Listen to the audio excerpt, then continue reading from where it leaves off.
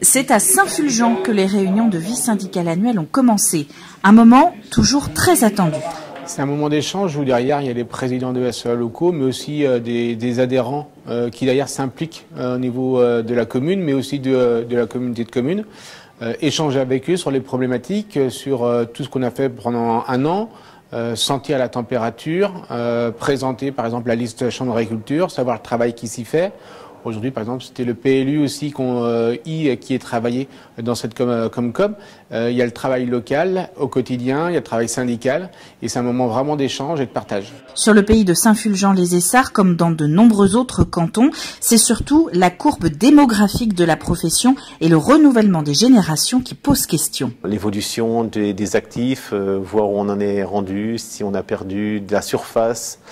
Apparemment, l'hémorragie n'a pas été très importante pour l'instant dans le secteur. On sait qu'on a pratiquement un tiers des exploitants qui vont partir dans les 10 ans.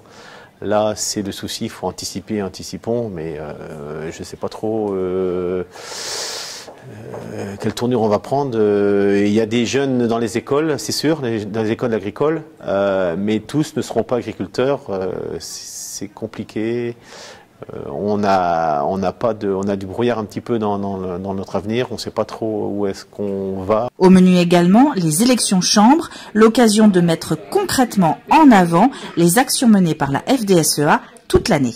Alors oui, les élections chambres, c'est le sujet parce que les élections ont lieu à partir du 14 janvier jusqu'au 31.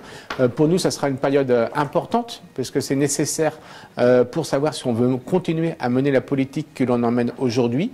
Alors tous les résultats sont pas positifs, ça c'est vrai, mais sauf qu'il faut qu'on montre tout le travail qui est fait au quotidien, la transmission, l'installation, tout ce que dossier environnement que l'on porte en permanence, le dossier eau, et donc les élections chambres, c'est aussi présenter la liste, les personnes qui vont représenter les agricultrices et les agriculteurs sur le territoire et les productions. Certains se posent des questions, ça se fait rien, il n'y a rien qui bouge, mais il y a beaucoup de choses qui se font dans l'ombre et puis qui ne s'en rendent pas compte. C'est vrai que si on laissait tout faire, on serait complètement submergé par les normes et tout ce qu'on veut. C'est inimaginable ce qui peut être contré avant que les gens s'en aperçoivent.